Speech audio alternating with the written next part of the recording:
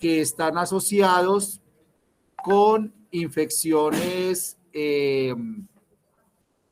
sistémicas, porque estamos viendo la parte pues, de circulación, respiración.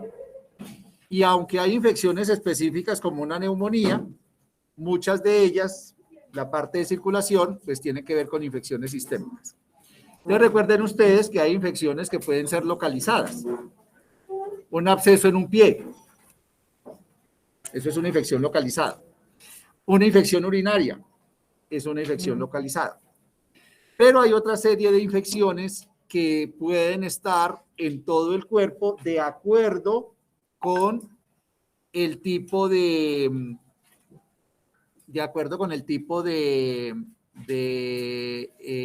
célula que se infecte. Entonces, todas las infecciones que ocurren generalmente a nivel de células del sistema inmune se vuelven infecciones sistémicas. Entonces, si se infectan los linfocitos, pues es una infección sistémica porque yo tengo linfocitos en la sangre y pues habrá linfocitos en ganglios y habrá linfocitos en el hígado y habrá linfocitos en el pulmón. Entonces, se vuelven infecciones sistémicas, que pueden ser por protozoos, por ejemplo, el toxoplasma, que no solo infecta él infecta cualquier célula nucleada. Puede ser una infección viral, por ejemplo, el dengue, lo vamos a ver, Zika, chikungunya, porque infectan principalmente células mononucleares. Tenemos, por ejemplo, infecciones como el VIH, que es el tema que nos compete hoy, que tiene que ver con el linfocito CD4. Entonces, esos son infecciones sistémicas. No hay un punto específico de infección, sino que por estar en sangre, pues obviamente está el cuerpo, el virus está regado por todo el cuerpo en este caso. Y hay algunas infecciones por bacterias, por ejemplo la leptospirosis, que a pesar de que puede comenzar como una infección, digamos, respiratoria y a través del pulmón puede llegar a sangre, también se convierte en una infección sistémica que puede llevar a la muerte al paciente. Entonces tenemos bacterias, virus, protozoos que pueden hacer infecciones sistémicas y en ese grupo de infecciones sistémicas es que vamos a empezar a trabajar, digamos, en este momento. Y el día de hoy, pues vamos a tratar de hablar de VIH, que es una de las infecciones más prevalentes, que es una de las infecciones que más, digamos, problemas a nivel del sistema inmune produce y que ha sido una infección que nos ha enseñado mucho en inmunología, en la parte social, en inclusión, etcétera, etcétera, etcétera. Bueno, cualquier pregunta, entonces, por favor, inmediatamente me informan. Voy a abrir la presentación. Presentaciones.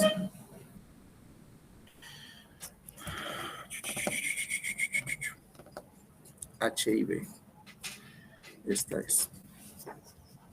Del VIH hay mucho que hablar.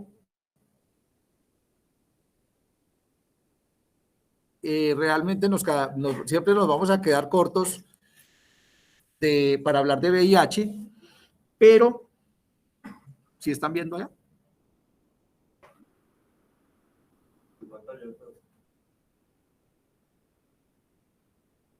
Pues yo tengo mi pantalla, pero ahí no se ve nada. Entonces, ¿y aquí qué hago? Aquí llamo.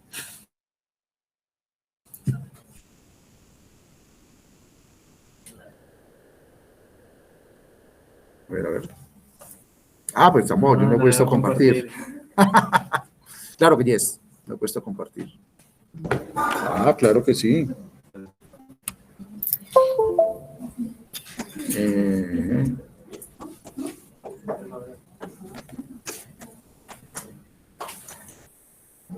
Me informa, por favor, si ven la pantalla. Ah, bueno, ya sí. Y aquí también. Ah, no, eso sí está muy bueno. Yo no sé qué fue lo que le hicimos la vez pasada. Ah, que había que compartir, era una ventana, era. Me parece. Pero vuelvo y hago esto.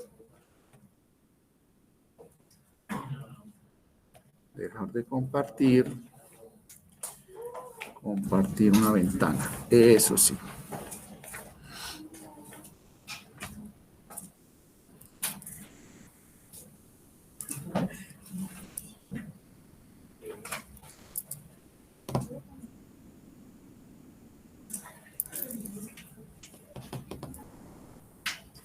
Bueno, listo. Entonces, vamos a hablar de VIH.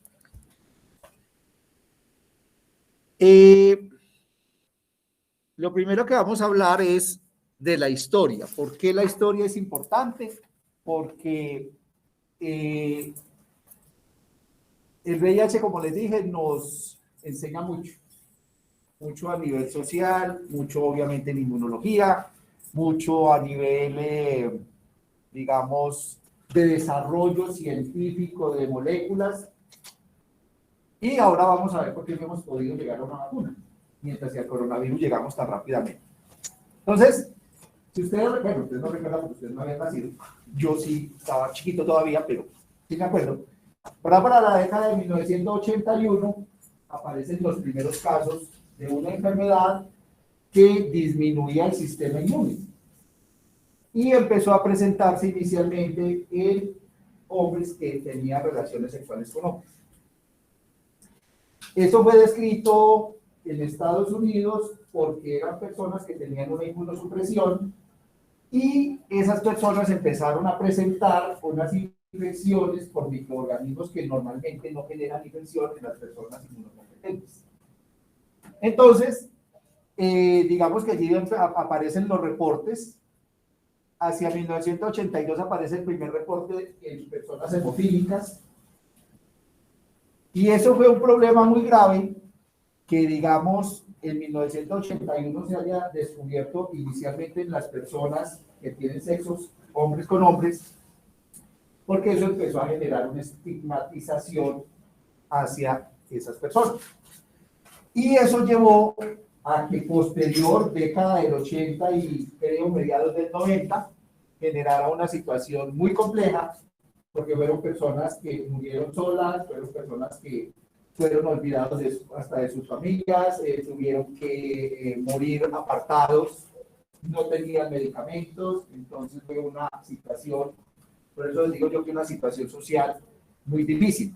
Ahora, en nuestra época, estamos hablando de más o menos 30 años, ha mejorado mucho, ya no tenemos esa estigmatización, pero pues todavía se tiene un tabú fuerte frente a la infección y frente a la enfermedad.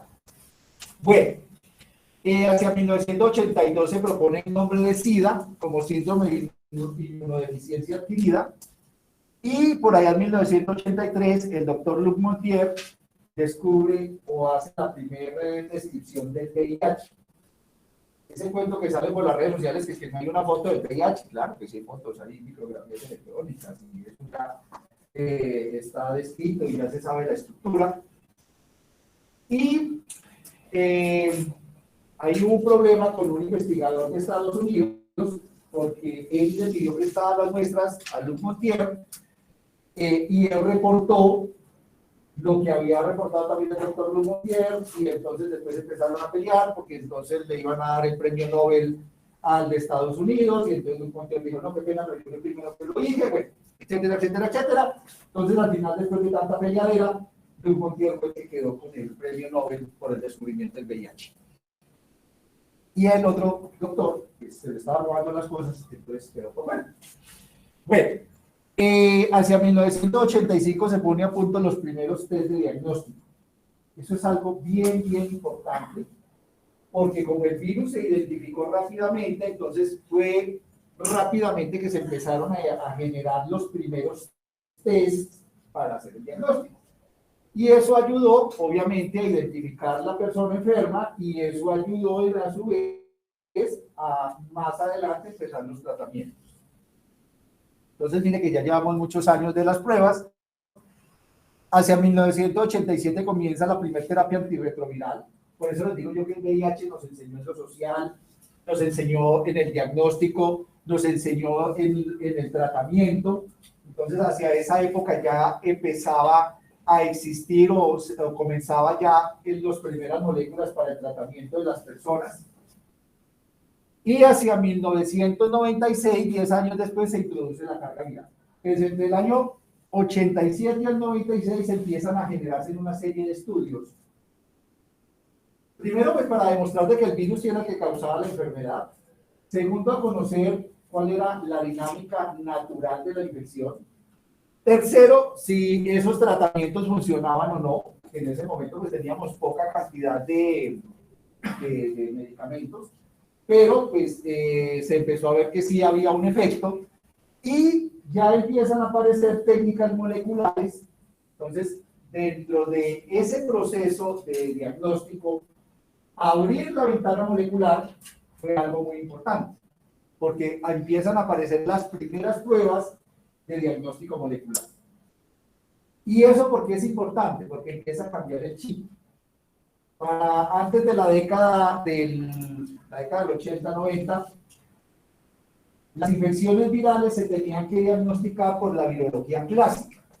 ¿Qué era la virología clásica? Coger unas células cultivadas en una cajita, adicionar la muestra del paciente, esperar que hiciera el efecto citopático, después evaluar con un anticuerpo para saber si ese era el virus que estábamos diciendo, y en ese proceso pues se podían ir 15, 20 días, un mes. O sea que desde el punto de vista clínico no es algo, no es algo que permita un diagnóstico rápido. Entonces, aparecen las pruebas moleculares, lo cual nos lleva a tres cosas. Primero, que pueda hacer un diagnóstico más rápido. Segundo, que puedo hacer un diagnóstico más fidedigno. Tercero, que tengo, si lo manejo bien, menor probabilidad de error. Entonces, el VIH también nos abre las puertas al diagnóstico molecular. Y ustedes van a ser los médicos del diagnóstico molecular. Si ustedes estuvieron en el CPC que hubo el miércoles o el jueves, que presentó el profe, el doctor, el hematólogo, él habló solo de biología molecular. Él habló de FISH, él habló de secuenciación, él habló del cromosoma no sé qué.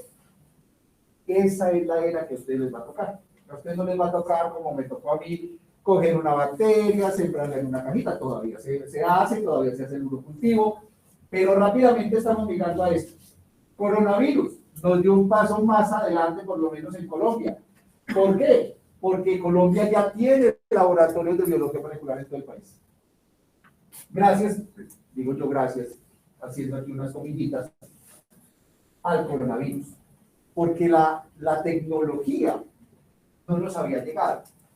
Eso también nos ayuda a llegar, la tecnología. Y otra cosa importante, en el departamento también ya empezamos a tener esa tecnología de biología molecular. Hay un equipo que se llama el Pilar Rice, que ya lo tiene en el hospital, que es un panel molecular para hacer neumonías, un panel molecular para infecciones a nivel del sistema nervioso central, panel molecular para diarreas. Y ese panel molecular, en una sola muestra, puede identificar 10, 12, 8 microorganismos al mismo tiempo.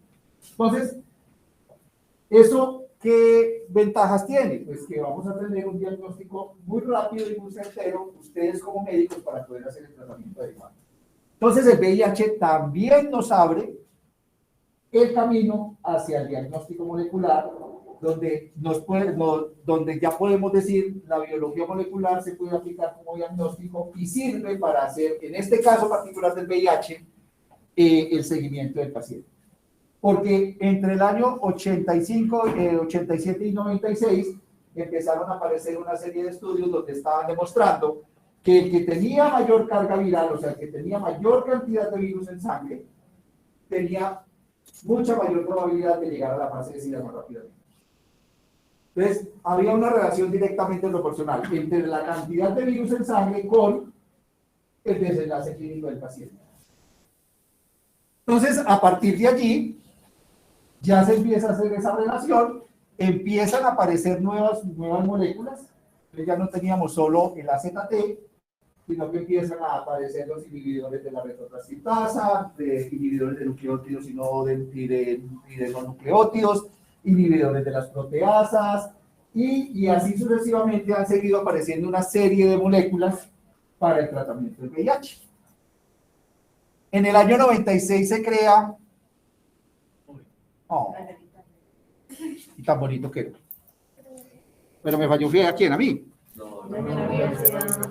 Ah, por eso, entonces a mí. Perdón un segundito. Ah, pero yo sí tengo aquí conexión.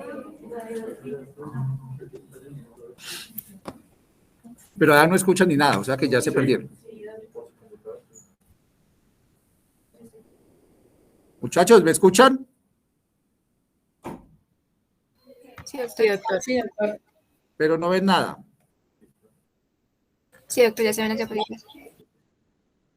¿Y entonces eso es para qué? Sí, doctor, si estamos viendo ya la presentación. Ah, entonces. Yo pensé que era que si eso no sabía. No, porque me hicieron perder aquí. Bueno, entonces sigamos acá. Pero, doctor, pero la grabación sí estaba quedando en esto. Ah, ven. Pero No, usted pues. no puede ponerla. No, porque eso no lo pone a grabar, es el anfitrión, no es.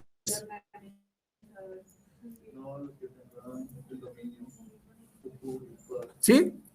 Ah, espera, a ver, pues si yo la puedo grabar, pues la grabo aquí. Espérenme a ver un momentico entonces.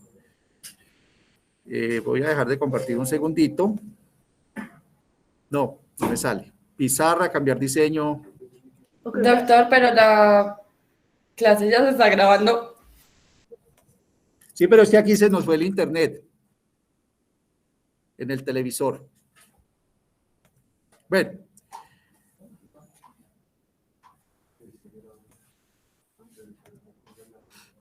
Por favor, me informan si están viendo. Sí, doctor, está bien. Listo. Bueno, entonces, por allá en el año 96 se crea Unicida. ¿Qué es Unicida? Una reunión de expertos en la Organización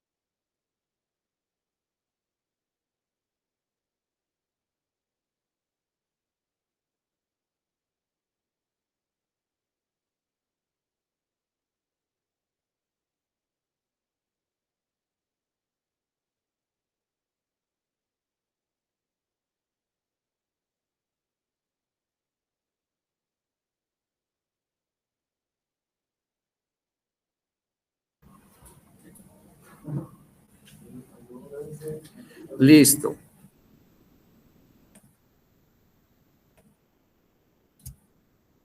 Ya volvimos. Me dicen, por favor, si se está compartiendo. Sí, doctor. Listo. Y aquí, ¿por qué me dice? Sí, está bien.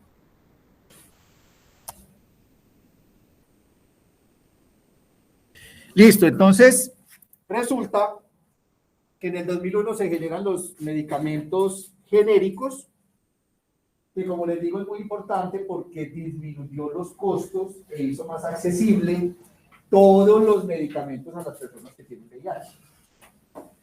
En Colombia, a pesar de que tenemos un sistema de salud complejo, es uno de los sistemas que trata de abordar y de tener todas estas enfermedades, cáncer, sida, leucemia, como enfermedades de alto costo, que se supone las tienen que dar las EPS.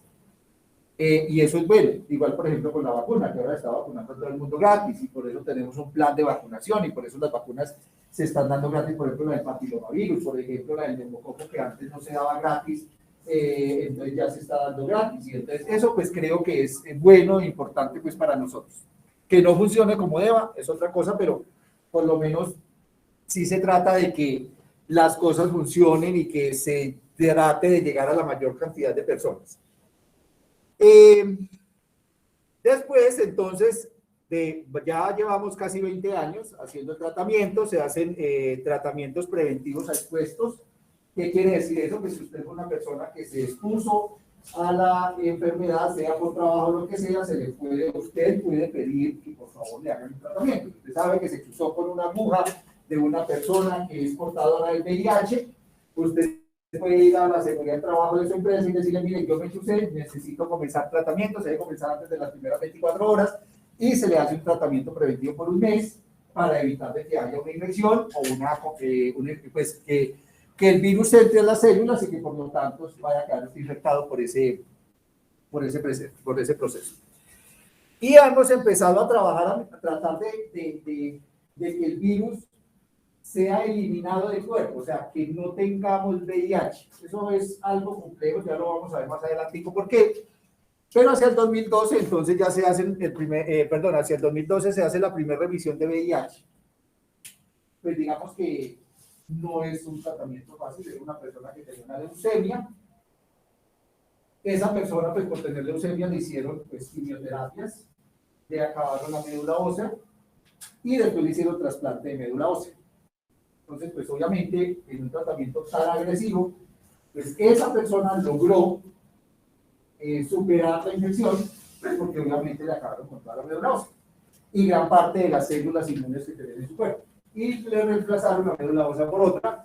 Entonces, pues digamos que esto fue un hito interesante, pero pues este es un tratamiento que es más peligroso el remedio que la enfermedad, porque si yo tengo que acabarle la médula ósea a una persona y hacer un trasplante de médula ósea, y yo no sé si hay como casi 35 millones de personas, pues muchas de esas se pueden morir simplemente con la infección. Ustedes saben que puede haber un rechazo al trasplante y eso lo mata más rápidamente de lo que pueda suceder. Y esta fue una segunda revisión en 2019 de un trasplante de células madre de médula ósea. Lo mismo, un paciente que tenía una leucemia, pero a diferencia de este trasplante, aquí ya hicieron una modificación en las células para que no tenga el correceptor CCR5, y eso hace que esas nuevas células que aparecen en el cuerpo no tengan la posibilidad de dejar entrar el virus, que eso ya lo vamos a ver más adelante.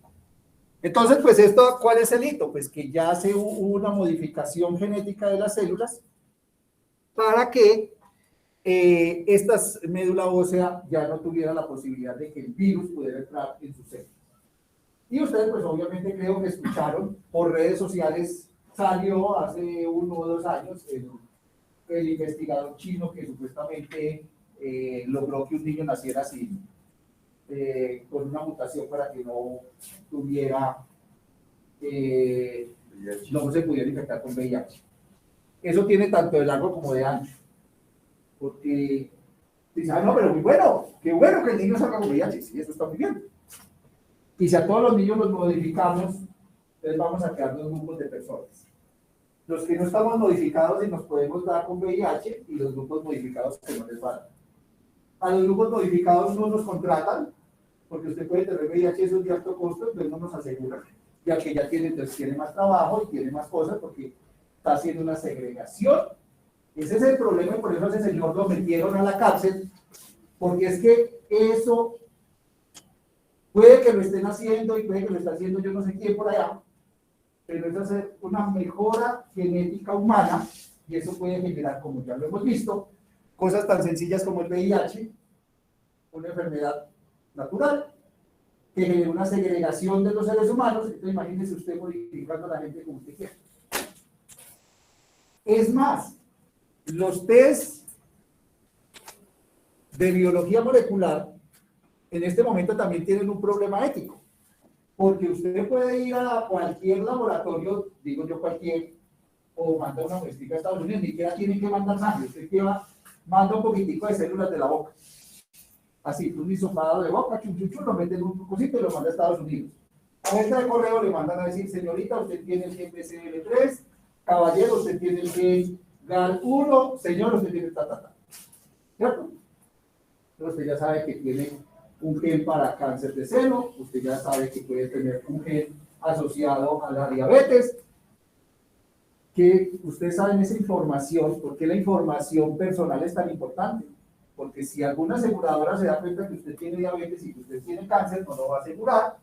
Y si alguna empresa sabe que esta señorita puede tener propensión a cáncer, pues yo prefiero no contratarla a usted y contrato a esta señorita que no lo tiene, porque esta pues no me va a sacar los permisos.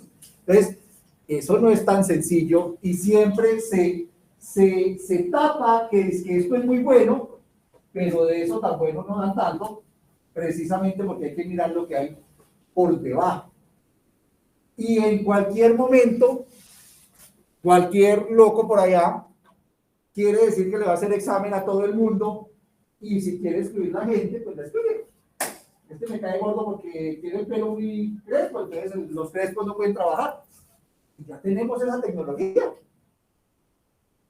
Pero lo de las enfermedades es muy grave, porque puede segregar más la población y a usted tranquilamente le pueden decir en un trabajo con un análisis genético de que a usted no la van a contratar, porque usted tiene tendencia a, por ejemplo, a la artritis o porque se encontró, vuelvo y les digo, un gen asociado con cáncer. ¿Por qué Angelina Jolie se mandó a quitar las puchecas? Precisamente porque le hicieron un análisis genético y se dio cuenta que la mamá había muerto de cáncer y que ella tenía los dos genes que estaban más asociados a cáncer de seno. Entonces, muy buena el desarrollo, pero siempre tenemos que tener la bioética ahí porque eso puede volverse un problema gravísimo. Entonces, bueno, pero sigamos porque ahí no estábamos hablando de eso, después hablamos de eso. Simplemente les dejo esa dudita ahí.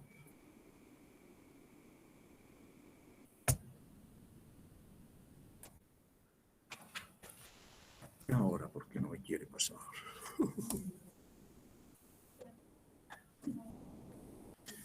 Pasa, por favor.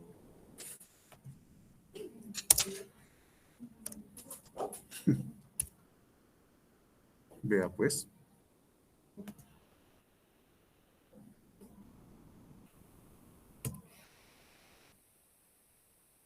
Me va a tocar volver a dejar de compartir y ya vuelvo otra vez y les comparto. Porque el Señor no quiere dejar pasar. Ah, es por esto. Es por esta cosa que está acá. Listo, ahora sí. Creo.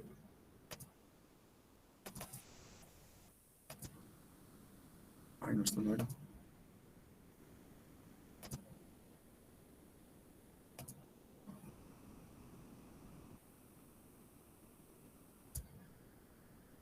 ¿Qué pasó ahora?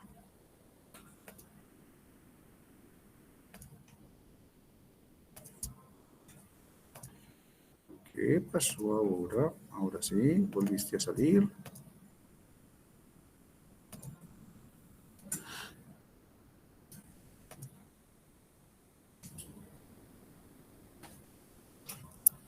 Ahora sí, vamos a ver. Ahora sí. Por fin. Bueno, ¿de dónde salió el VIH? Como todo en la vida, siempre habrá una teoría conspirativa. Yo personalmente no creo en ella, porque una teoría conspirativa era que habían hecho en el laboratorio, el virus, etcétera, etcétera, etcétera. Pero para esa época, 1920-30, no teníamos la tecnología para eso. Además, el virus es un virus muy complejo en su estructura y es muy difícil pues que en esa época se hubiera podido hacer. Entonces, esa teoría siempre existió. Está la teoría de la aguja contaminada, que no quiere decir que no sea válida, yo creo que sí es válida y eso nos ayudó a repartir la infección, porque pues ustedes saben que por allá hacia la década de 1960 aparece una de las primeras vacunas, que fue la vacuna del polio. Esas vacunas se hacían en unas células que se llaman Vero, que son células de riñón de mono verde. Y resulta que se sabe, y ahora se sabe, que los primitos hermanos de pues los simios tienen un virus muy similar. Entonces, puede ser que esas células estaban infectadas y cuando aplicaron la vacuna para polio, se logró, digamos, repartir la infección. Eso por un lado. Y por otro lado, pues en esa época no se utilizaban las jeringas. Bueno, esa es otra cosa que también nos trajo el VIH. Eso tiene de bueno, pero también tiene de malo, que fueron las jeringas desechables. Porque antes no existía eso. Antes existían unas jeringas así grandotas de vidrio, muy bonitas, y unas agujotas así de grandes en acero inoxidable. Eso se ponía a hervir. Y eso era con lo que lo desinfectaba. Yo me imagino que los hospitales pues sí lo esterilizaban, pero pues uno en la casa pues lo ponía a hervir por lo menos para matarle alguna cosa y con esa inyectaban a Raimundo y todo el mundo. Entonces, eso pues hizo de que se hubiera podido regar la infección. Pero pues la teoría que más se asume como la que, de dónde salió el VIH, pues es la teoría del cazador. Como nosotros nos mantenemos en guerra, digo nosotros la humanidad, pues a principios de siglo no era la excepción, a principios de siglo la potencia mundial era Inglaterra, él tenía pues guetos en todo el mundo, entonces pues ellos se fueron por allá pues para la parte de África y no sé qué, entonces pues allá hubo una gran hambruna, entonces los nativos pues tenían que comer simios, o sea, todo lo que corre y vuela, todo cae a la cazuela. Entonces, pues había que comer de alguna cosa. Entonces, parece ser que eso hizo que se acercara el virus que está asociado con los simios y los chimpancés al ser humano. Y ustedes lo que ven aquí como ese arbolito, eso es un árbol filogenético, que lo que está mostrando es aquí los virus del simio. En esta parte les voy a mostrar mejor aquí en el cosito porque los de allá no me ven. No sé si ven el mouse. Espere, yo pongo aquí el señalador. Puntero láser, eso. Ahora sí, ¿cierto? Entonces, miren. Esto que ustedes ven aquí, M, N, P y O, son los diferentes genotipos del HIV-1 que en este momento se han identificado. Entonces, todo esto es lo humano. Y entre lo humano tenemos genes o virus mejor similares al simio y al chimpancé. Entonces, ¿por qué les digo yo que la teoría del cazador es la más relacionada? Porque genéticamente estamos viendo que hay una relación más cercana entre los virus del simio y el humano y se está demostrando genéticamente. Entonces, lo más probable es que esa fue la teoría o lo que sucedió, que de alguna forma por comernos los simios, por estar cerca de los simios, por haberle quitado parte de los bosques tropicales donde estaban los simios, pues tuvimos mucho mayor contacto y a partir de allí pudo haber una mutación. Eso ya no es raro, el coronavirus no lo demostró, el H1N1 también ya no lo ha demostrado, etcétera, etcétera, que entre más estemos cerca frente a la fauna silvestre, pues mayor probabilidad va a tener de que haya un salto de especie y que por lo tanto podamos tener una infección nueva como está sucediendo hoy con el coronavirus. Que el coronavirus salió o no de un laboratorio, pues hoy en día sí no me parece eso raro. Pues le soy sincero, si usted no maneja bien los virus en un laboratorio, pues por un aire acondicionado se le escapa. Y mucho más, pues estos que se transmiten por vía aérea. Cosa diferente el virus del VIH que se transmite por secreciones. Usted puede, pues, Estoy haciendo una analogía un poco loca, pero a usted se le pueden volar todos los VIH por el aire y a usted no le va a pasar nada, pero si a usted se le vuela una influenza o se le vuela un coronavirus o se le vuela un SARS, pues obviamente sí va a tener una pandemia. Así de sencillo. Entonces, por eso es que los virus también se tienen que manejar en escalas de complejidad y de protección.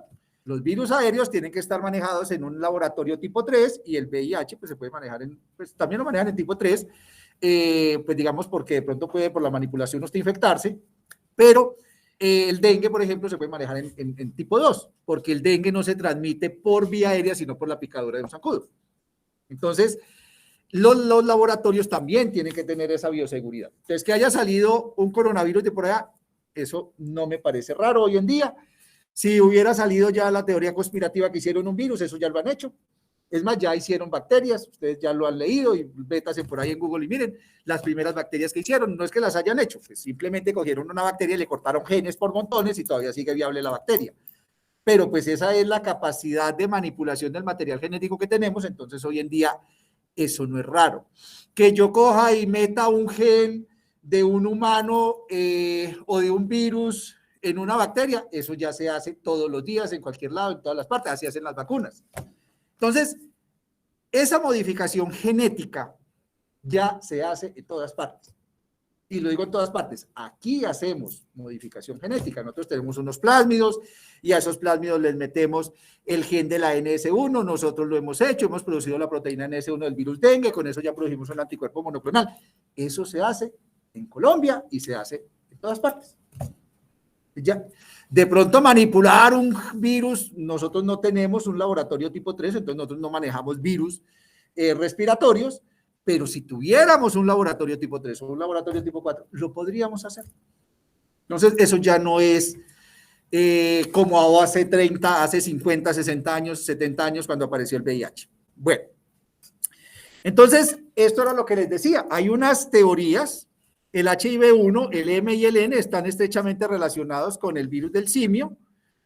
Se han encontrado virus de inmunodeficiencia que infectan poblaciones de gorilas, que son similares al grupo O y P del VIH tipo 1, y 4 cepas del HIV, el M, el N, el P y el O, son también similares, no vuelvo y les digo, a estos dos virus conocidos en simios y en gorilas.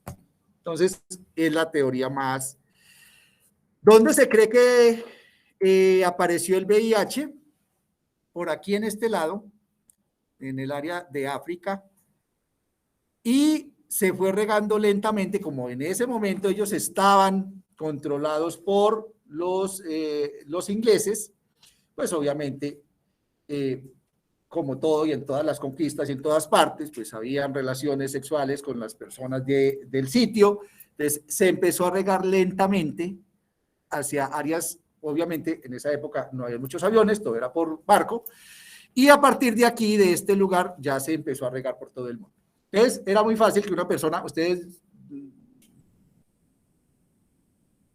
están más o menos de 18 años, sí, yo creo que eso lo lograron hace 3 años más o menos, cuando hubo la pandemia de ébola, la epidemia de ébola en el África, que fue una cosa muy grave. Ustedes saben que lograron llegar infectados hasta Francia y llegaron infectados a Canadá y llegaron infectados a Estados Unidos. Entonces, eso fue lo que pasó. Obviamente, ahora es mucho más fácil porque ahora usted en un vuelo, en un día llega de un lugar a otro. En esa época pues se iban en barco y se demoraban mucho tiempo. Antes regaban la infección por todo lado y después llegaban a las ciudades. Entonces, por eso es que para en este momento, por eso fue que el virus del coronavirus nos generó una pandemia rápidamente. La gripe aviar se demoró mucho tiempo más en hacer la pandemia, pues porque no había tanto transporte como hay ahora, pero es que hoy en día usted puede ir de China a Colombia en menos de 24 horas. Hace 2 escalas y se acabó.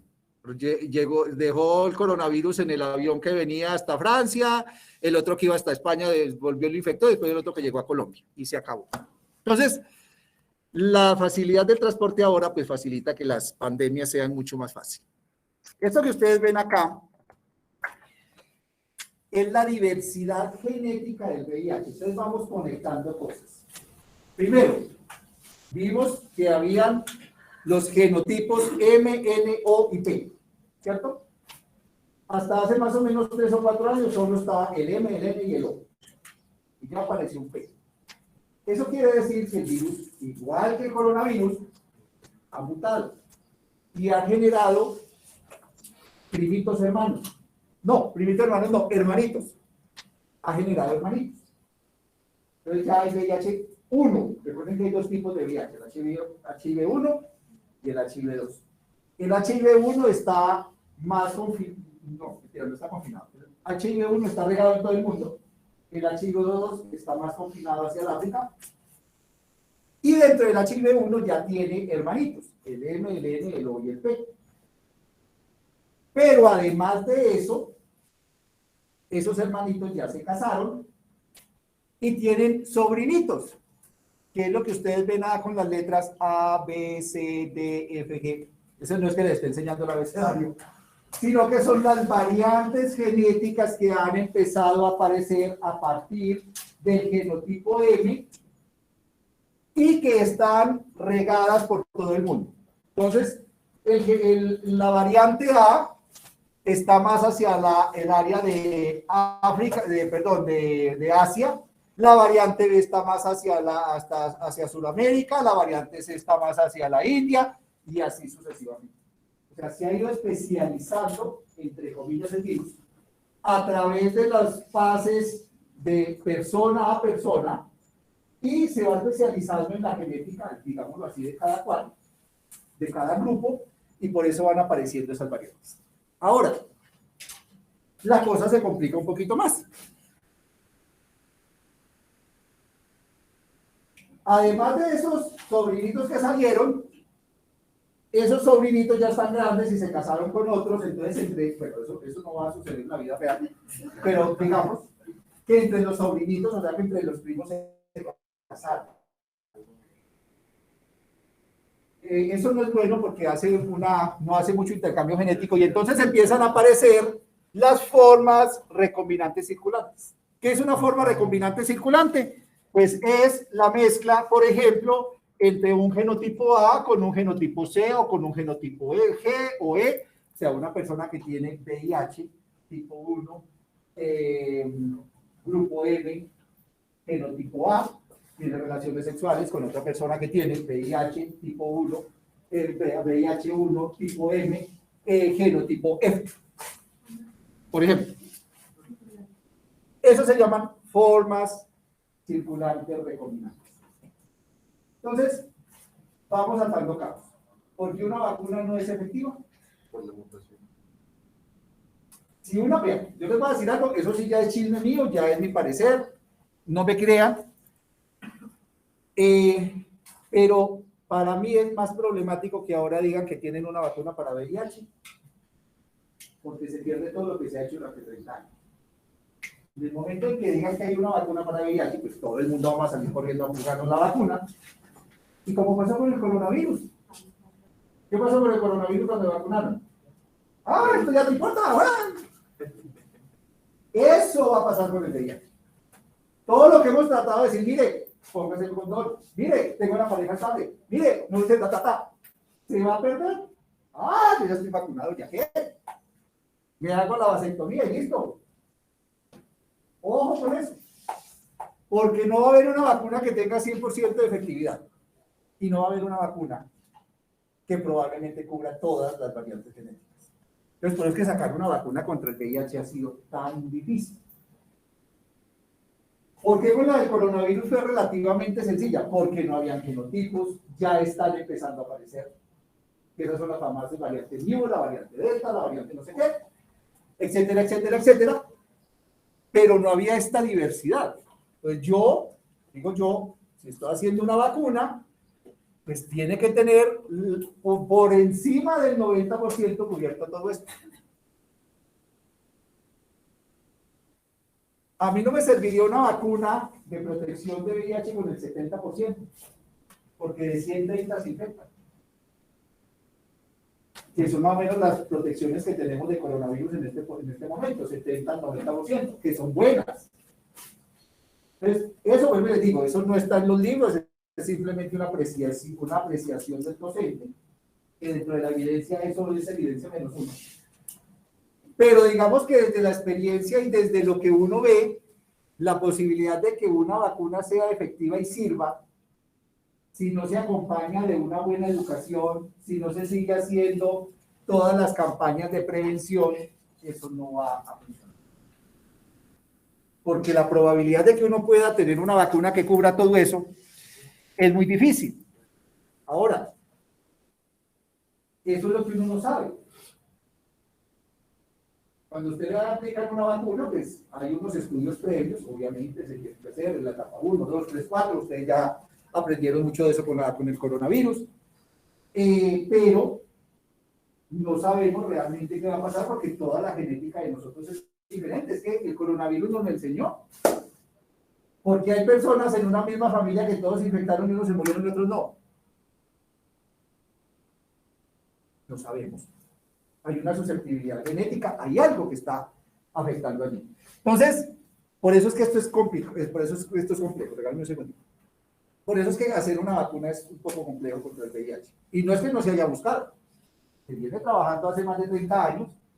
Hay unos prospectos interesantes de vacuna, pero probablemente esa vacuna no va a ser de un único tipo, sino que va a tener que tener varios subtipos, así como nos aplica la vacuna de la influenza, que nos aplica la influenza A, la influenza B, H1N1, no sé qué, probablemente para tener mayor protección. Lo mismo que cuando se aplica la vacuna del papilomavirus, que no es un solo genotipo, sino que hay unas de 4 y hay otras que son de 9, y hay otras de 2.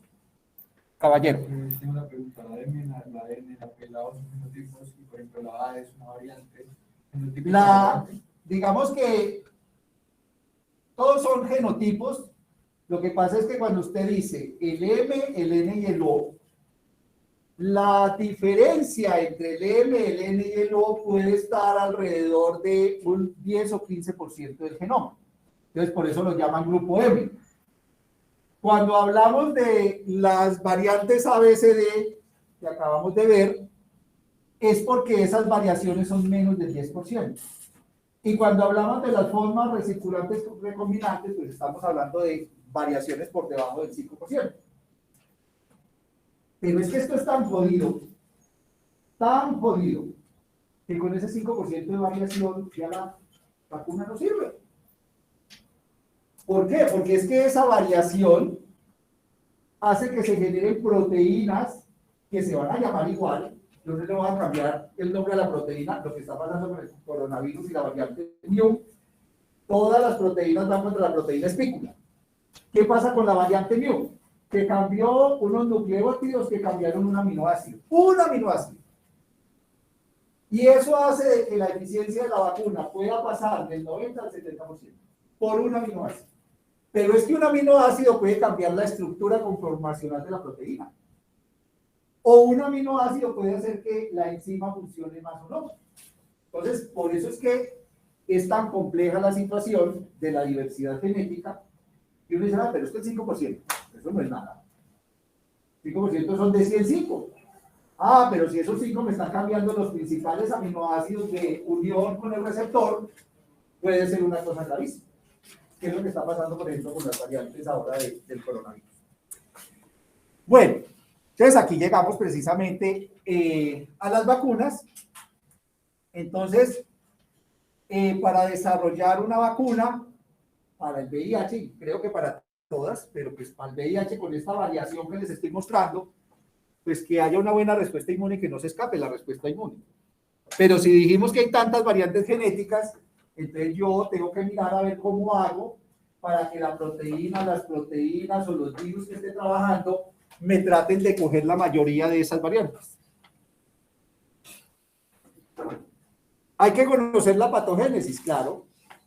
¿Cuál es el problema del VIH? ¿Dónde tiene usted linfocitos? ¿Quién me dice? Dímelo, pues ya como más. Médula ósea, ganglios linfáticos, sistema reticuloendotelial, sistema nervioso central, riñón, pulmón, hígado. ¿Pero dónde está el VIH? Sistema regulatorio. Entonces, pues, Obviamente, donde tenemos mayor concentración de virus va a ser en los ganglios linfáticos, que es donde tenemos mayor reserva. Pero que yo puedo quedarme con un virus por allá guardado en el sistema nervioso central, claro, y no son poquitos, porque la microglía no son poquitos lo que hay por allá. Que puedo quedarme con una reserva del virus por allá en el hígado, claro. Entonces, ese es el problema también del virus. Por eso hay que conocer la patogénesis, dónde está, qué puede afectar, qué no puede afectar. El diagnóstico, ya lo dijimos. Sobre todo para prevención sí es muy importante, un diagnóstico rápido, para tratar de que dos cosas. Primero, darle un tratamiento rápido al paciente, que eso ya varió. Y segundo, para que esa persona, después de que haga el duelo respectivo, porque es difícil, no tan difícil como era ahora años, pero pónganse ustedes, siéntense aquí a pensar un segundo y que les diga hoy, me llegó un resultado positivo para VIH. Eso no es fácil de asimilar. Porque si usted piensa que a mí me llegó el resultado positivo para VIH y voy a seguir haciendo lo que yo hago, pues es que ahí es donde está el meollo del asunto. La vida tiene que cambiar. Porque o usted se vuelve una persona que va a infectar a mucha gente y después le va a caer en la conciencia la muerte de yo no sé cuántos, o simplemente, como también ha sucedido, muchas personas que no creen y entonces pues se dedican a hacer la guerra porque ya no va a morir. Pero no, la buena noticia de hoy en día es que no. Con los tratamientos, con un buen estilo de vida, se puede hacer una vida normal. Se puede casar, se puede tener hijos, se puede hacer una vida normal. Eso es una cosa muy bonita. Porque hace 30 años no había esa posibilidad. El que tenía VIH era peor que tuviera cáncer. Porque para esa época, para el cáncer algo había que hacer, pero para el VIH no había nada que hacer. Y rápidamente en 30 años tenemos calidad de vida y tenemos personas. Yo conozco personas que en el año 98 tenían VIH y todavía están vivas. ¿Están bien? Entonces, el tratamiento fue algo muy, muy importante. La medición de la carga viral fue algo muy importante porque logramos saber si el tratamiento funcionaba o no. No estaba a la ciega el médico para saber si esa carga viral que inicialmente tenía antes del tratamiento sí le empezó a bajar, que pues, para eso fue que se hizo el tratamiento. La respuesta a la terapia antirretroviral. Ya tenemos una gran cantidad de medicamentos. No solo, ya vuelvo y les digo, no solo hay inhibidores de la retrotranscriptasa, de las proteasas, sino que ya hay inhibidores de fusión, ya hay una serie de moléculas, una gran cantidad, y otra cosa importante es que ya se han hecho, en la misma molécula yo puedo tener 3 medicamentos, en la misma pastillita. O sea que usted ya no tiene que tomarse 7, 8 pastillas, sino que toma 1 o 2. Y ahí tiene todos los medicamentos. Entonces, esos son desarrollos muy importantes que han permitido que la calidad de vida sea, digamos, entre comillas, normal, pero sí hay que cambiar la vida. Claro, hay que cambiar la calidad de vida. Hay que cambiar el estilo de vida, digámoslo así. Se tiene que cuidar más, tiene que comer mejor, tiene que estar muy pendiente del médico, tiene que estar pendiente de su salud, etcétera, etcétera. Bueno, la resistencia al tratamiento, claro, es un virus, ya vimos la diversidad, entonces el virus puede hacer resistencia, y aquí nuevamente la importancia de medir la carga viral, porque si usted viene con un tratamiento que viene baja la carga viral, y después se le sube la carga viral, pues hubo una falla virológica.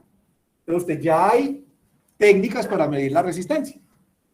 Usted como médico puede mandar a hacer un test de resistencia antirretroviral, y ahí le va a decir pues, si es resistente a de pronto a alguno o a varios de los medicamentos que usted está utilizando, entonces puede cambiar por otro. Bueno, la progresión de la enfermedad, esto es muy importante, lo hacen ustedes en la anamnesis del paciente y el mirar el paciente. Yo puedo tener cargas virales no detectables y puedo tener un paciente que se me esté deteriorando.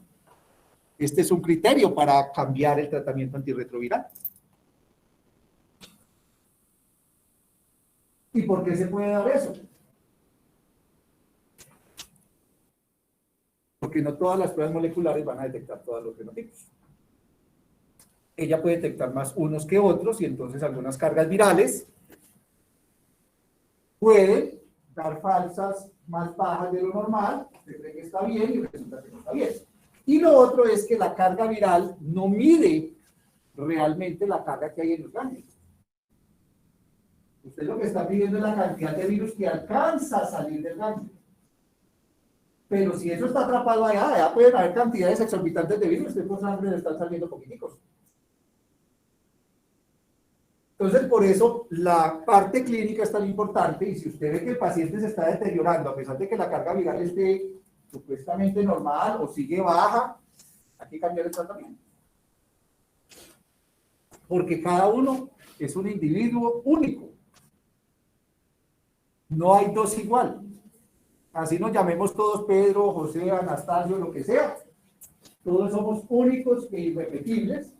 Y los tratamientos nos pueden funcionar o mejor o peor. Por ejemplo, yo me tomo una agüita de valeriana y eso hace todo lo contrario. Yo no me relajo, eso me da como más estrés. Yo me siento, no puedo tomar valeriana. Y todo el mundo toma valeriana es que para descansar y que para no sé qué. Yo no puedo tomar eso. Entonces, cada uno tiene una especificidad. Esto es importante. Porque de alguna forma estamos viendo cómo el tratamiento por esos homicidas fue algo muy importante porque empezó a coger toda la información, empezó a hacer reportes. Hacia el 2018 hay 37.9 millones de personas que conviven con VIH. Ya acá de cuenta como todo Colombia. Nosotros somos como 45, que dijeron que 50. Un país como Colombia más o menos, si cogiéramos todas las personas con VIH y las metieron en un país, es más o menos la gente que tiene Colombia. Es una cantidad grandísima de personas. Se ha reducido al 16% hacia el 2010, cuando ya se empezaron las terapias, cuando ya se empezó la educación, empezó a rebajar la infección y se ha disminuido el 37% las infecciones desde el año 2000. O sea, del 2000 ahora, en estos 20 años, se ha reducido casi el 37% de las infecciones. O sea, que han servido las campañas de educación, han servido las antirretrovirales, ha servido todo eso. Y también, esto es lo más importante, los tratamientos han disminuido, mire, entre el 33 y el 50% de las muertes. Eso depende mucho, sí, de la adherencia al tratamiento. Que la persona sea juiciosa, que si se tome todos los días los medicamentos, que no vaya a dejar de tomarse. Hay estudios que han demostrado que una persona se deja tomar 3 o 4 dosis al mes y eso le sube la carga viral casi en un 50%. Solo por 4 dosis. Se me olvidó una sola dosis a la semana. Ya eso le puede hacer falla virológica. Entonces ahí el tratamiento tiene que ser, vea, muy juicioso. Bueno, esto ya lo habíamos dicho, las personas que conviven son más o menos 37.9, las nuevas personas infectadas más o menos al año son 1.7 millones y las muertes son más o menos 770 mil. Es una cantidad de muertes grande, que si usted suma los 2 años que llevamos del coronavirus, el VIH más o menos ya lo ha hecho. Y eso que ha disminuido la muerte en un 45%. Entonces, caballero. 37,9 millones no es tanto. ¿Cuánta gente tiene paludismo al año? Más, claro. Paludismo mata más millones de personas. Y es una enfermedad más aguda. O sea, que lo mata rapidito. Es que 38 millones, 7 millones. Sí, los que menos son mucho más bajitos. Ahí lo maluco es esas nuevas infecciones. Vean, 1.6 millones. Y ahí es donde ninguno de ustedes tiene que estar. Ojo con esto. Porque es que eso no le pasa solo al vecino. Eso le pasa a cualquiera. De esos 37.9 millones, 18 son mujeres y 17 son hombres, más o menos la misma cantidad. Y esto sí me parece muy triste, tenerse uno que cargar una cruz recién nacido. Yo creo que de todo lo que pasa con el VIH, en personas adultas jóvenes es triste, pero pues en un bebé es catastrófico. Usted ya no ha nacido y ya tiene problemas, porque ya desde esa época tiene que empezar un tratamiento para toda la vida. Entonces, esto sí me parece todo. Muy horrible todo, pero esto me parece más horrible. Porque de alguna u otra forma, el adulto joven que se infectó tomó una decisión. Hubiese sido consciente o no de la decisión que estaba tomando en ese momento. Pero ellos no tienen la culpa de eso. Entonces, por eso es que el tratamiento a la mujer embarazada es tan importante. Ya hay estudios hasta la saciedad que demuestran que si la mujer se trata durante el embarazo, el niño tiene una probabilidad de menos del 0.1% para salir infectado. Obviamente, por desgracia, a todas partes, obviamente tenemos mucha vulnerabilidad en la zona rural, obviamente tenemos muchos problemas por la situación económica y por la situación, digamos, social que vive en muchas regiones, pero este 1.7 millones sería prevenible. ¿Cómo? Haciéndose la prueba, porque se supone que cuando la mujer entra al programa de embarazo, al control prenatal, le deben hacer todas esas pruebas. Obviamente usted no la puede obligar. Usted tiene que pedirle el consentimiento informado a la mamá, y si la mamá le dice que no, entonces usted deja que se descanse un poquito y después vuelve y le dice, y si le dice que no, antes de cerrar la puerta, ya señora, porque hay que hacer de que las mamás, pues por un lado, estén bien y por otro lado, no le echen la carga al bebé. Con el agravante de que en muchos casos,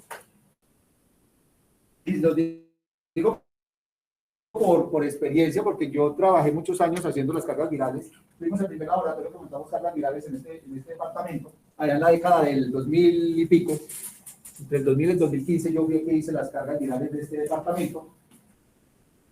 Y estos niños de bienestar, estos son los niños que terminan de bienestar familiar.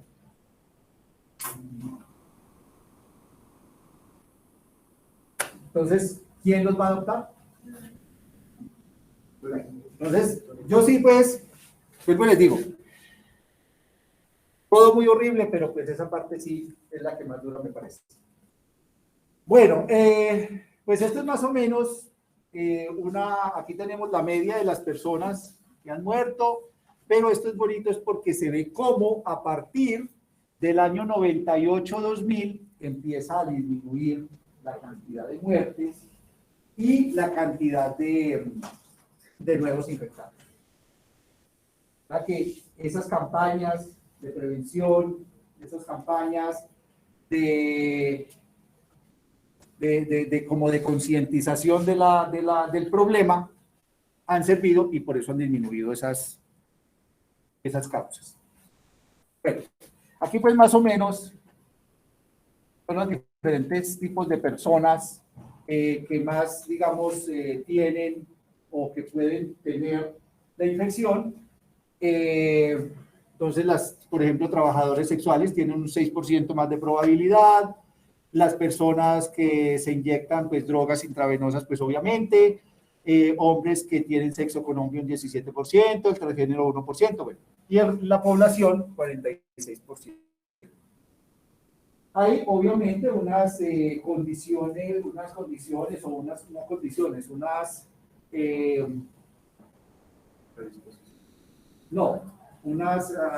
actuaciones riesgosas. Por ejemplo, tener sexo no solo tiene que ser con hombre o sin hombre, sin la protección respectiva, sin conocer quién es la pareja, sin saber con quién estamos tratando, por ejemplo.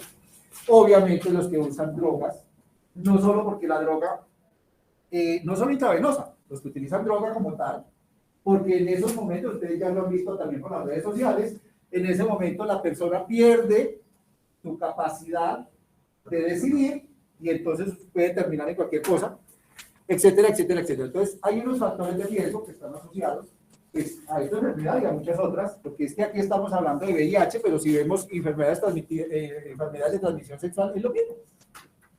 Porque pues el VIH está dentro de ese catálogo de enfermedades de transmisión sexual. Pero pues digamos que dentro de todas, la única que no tiene un tratamiento definitivo es el VIH, porque tiene un tratamiento de control, pero porque si usted tiene sífilis, pues sí hay tratamiento, si usted tiene gonorrea, pues también tiene tratamiento, si usted tiene, no sé, una clamidia o otro tipo de infección, pues hay un tratamiento antibiótico que le puede servir. Pero en el caso del VIH, pues no. Bueno, esto es como el incremento del riesgo por tener algunas actividades, digamos, de riesgo, que era lo que estábamos diciendo. Entonces, siempre los hombres que tienen sexo con hombre, ahora vamos a ver por qué, digamos, desde el punto de vista inmunológico puede ser tener mayor riesgo, las personas que se inyectan drogas intravenosas, los trabajadores sexuales, bueno, etcétera, etcétera. Bueno, esto lo voy a seguir porque tenemos que ver muchas otras cosas. Esto sí quiero que lo vean y es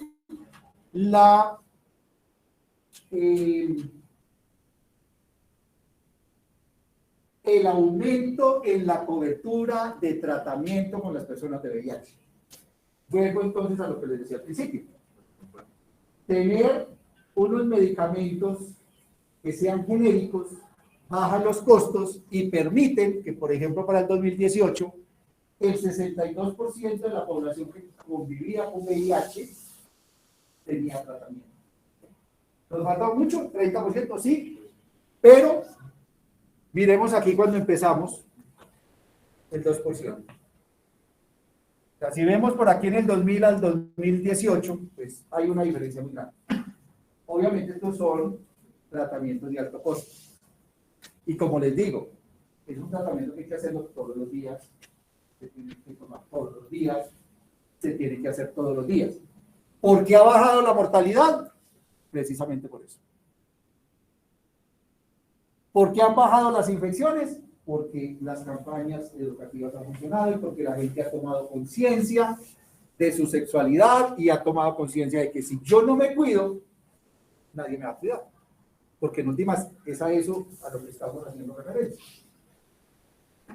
Yo estoy poniéndome de alguna manera, no digamos por encima, pero sí estoy poniendo como más ojo en ese tipo de conductas sexuales que en la década del 60, cuando se da esa libertad sexual, como no existían esas enfermedades, pues teníamos vuelvo y les digo, teníamos mucha sífilis, mucha gonorrea, muchas cosas de esas, pero pues teníamos tratamiento.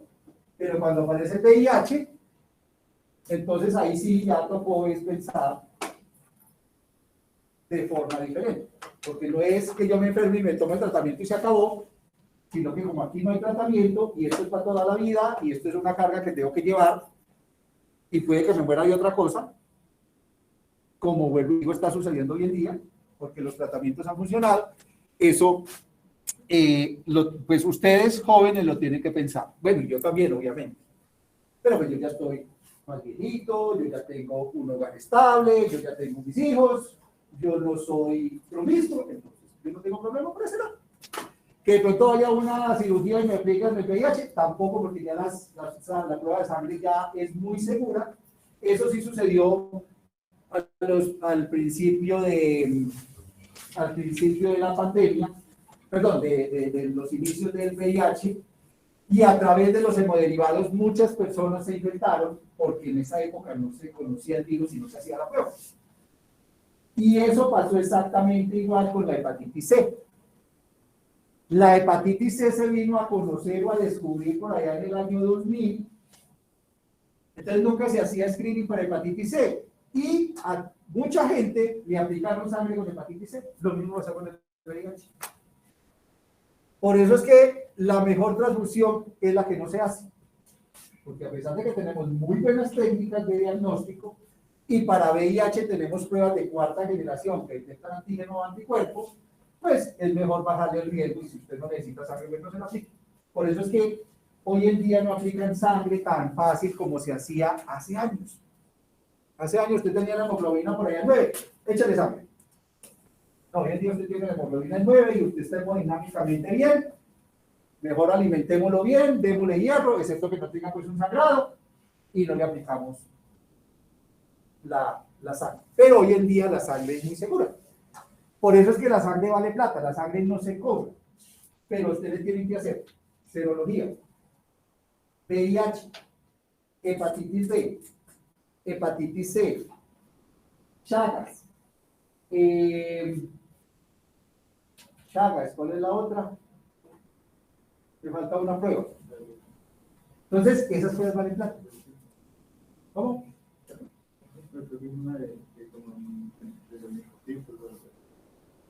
Bueno, no, ahí se mira la hemoglobina, si hay una leucopenia o algo. Bueno, porque antes hay que hacer una entrevista. Y en la entrevista le dice, si usted ha tenido fiebre hace 8 días, si usted ha los van eliminando. Si ya ha tenido hepatitis, no puede donar, bueno, etcétera, etcétera. Por eso les digo que hoy en día la sangre es muy segura. Pero sí, al principio, sí hubo personas que se infectaron, sobre todo las personas hemofílicas. Porque ustedes saben que se tomaban los plasmas de la sangre y se le aplicaba a estas personas hemofílicas para que no sangraran, y entonces se generó una gran cantidad de personas infectadas. Bueno, por eso les digo yo que en esa época no pudieron haber hecho este virus. Este es un virus, digamos que dentro de los virus es un virus relativamente complejo, igual que el coronavirus. El coronavirus es un virus no tan sencillito. El virus tiene, digamos, 3 estructuras grandes. La primera es la envoltura. Esta envoltura la toma de la membrana de la célula, y dentro de esa membrana están incrustadas la proteína GP120, que parece un huevito, unos huevitos acá, estas bolitas, es un trímero, y la GP41. Esas dos siempre funcionan en conjunto. Después viene una estructura que se llama la proteína de matriz, que es esto que ustedes ven en este colorcito de acá. Es simplemente, yo lo asimilo como cuando usted tiene un ladrillo y le tiene que echar un cemento para que eso quede estable. Entonces, esto estabiliza la membrana.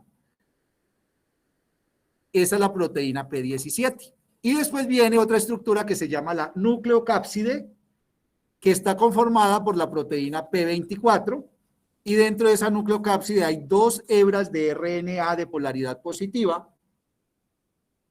Y la polaridad positiva quiere decir que el RNA puede ser leído por el ribosoma. O sea, es como si fuera un RNA mensajero. Y además, dentro de esa nucleocápside lleva, perdón, la integrasa, que es una proteína que le ayuda, como su nombre lo indica, a integrarse en el genoma de la célula. Lleva la retotranscriptasa, porque esa enzima no la encuentra en la célula. O sea, nosotros no tenemos retotranscriptasa, que es una enzima que cambia RNA en ADN, eso no lo encuentra la célula. Y lleva otras proteínas accesorias que ayudan a proteger el RNA. Entonces aquí, ustedes ven los diferentes tipos de proteínas, estas que ustedes ven aquí arriba, la REF, la TAT, la BPU, BPR, BIF, NIF, se llaman proteínas accesorias y se llaman proteínas no estructurales. ¿Qué es una proteína no estructural? Una proteína que no hace parte de la estructura del virus. ¿Y cuándo aparecen esas proteínas no estructurales? Cuando el virus se está replicando. Solo en el momento de la replicación del virus aparecen las proteínas no estructurales. Esas proteínas no estructurales son muy importantes porque le ayudan, como les dije, a la replicación del virus, pero dentro de ellas hay unas regulatorias. ¿Qué quiere decir regulatorias? Que pueden dejar que el virus no se replique y se quede quietecito.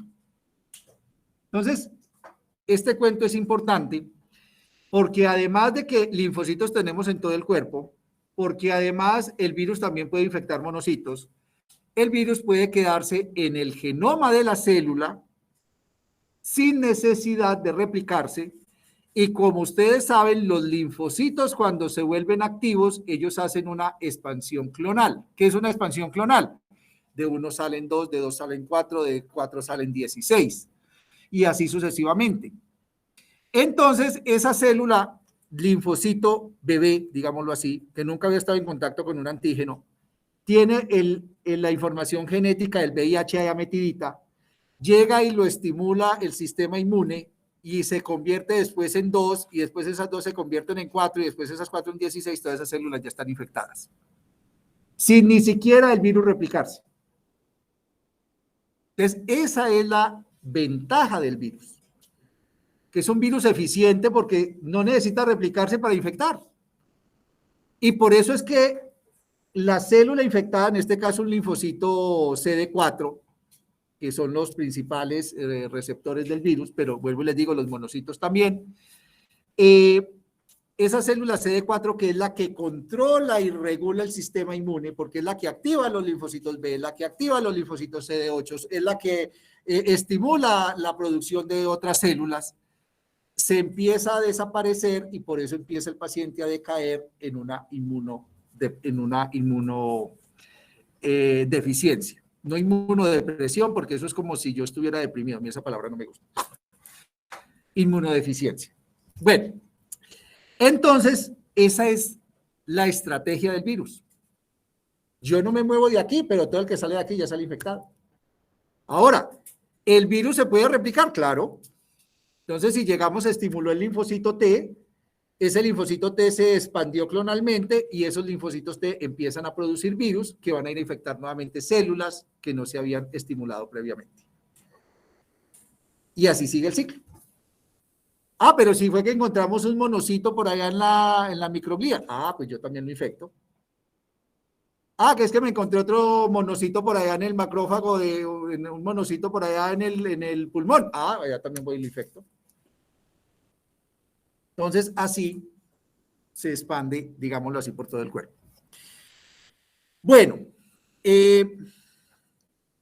entonces, bueno, aquí ya están más o menos las proteínas. Ya hablamos de la proteína GP120, de la GP41, la proteína de matriz, la proteína de la cápside y las proteínas accesorias que, como les digo, son muy importantes para la replicación. Este es el genoma del virus.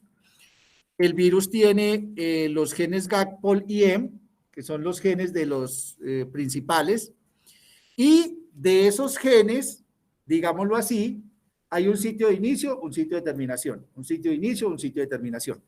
De esos genes salen diferentes proteínas, todas las proteínas que les acabé de mencionar, ¿cierto? Entonces, por ejemplo, del gen GAC, no, del gen POL son los de la polimerasa, entonces de ahí va a salir la retrotranscriptasa, va a salir una proteína de 6, etcétera, etcétera. De los genes M, que son los de la envoltura, se produce una proteína grande que es de 160 kilodaltons y después se madura en una de 120 y otra de 41, que son las que van a ser parte de la envoltura del virus y así sucesivamente. Y estas proteínas, vuelvo y les digo, la TAF, la NEF, la REP, no sé qué, solo se producen cuando el virus necesita estar en proceso de replicación. Doctor, entonces la GP7 dentro de qué tipo de proteínas estaría? La P7. P17. La P17 es la proteína de matriz. Y la proteína de matriz es esta. Me disculpan, yo soy un poco daltónico, entonces yo no sé si esto es morado o azul. Entonces, esta que está aquí, ¿qué color es? Ustedes que ven más que yo. Bueno, entonces esta azulita, que está acá, es la proteína de matriz. Y como les digo, es una proteína como que ayuda a estabilizar el virus. Hay muchos virus que no tienen proteína de matriz, por eso les digo yo que este virus es un virus complejo. Y pensar que en 1930 iban a hacer un virus de esos, no, eso sí, no había esa capacidad. Bueno, ¿cómo puede entrar el virus? Este es el ciclo viral, se ve muy horrible, pero no es horrible. La verdad es que no. El virus generalmente entra por la unión entre la GP120 con el receptor CD4, que el CD4 está en monocitos y en linfocitos. Entonces, por eso puede infectar también monocitos. Y cuando hay esa unión del receptor entre la GP120 con el CD4, se cambia de conformación la proteína GP120, que como tiene 3 huevitos, y corre la GP41, la baja un poquito. ¿Para qué?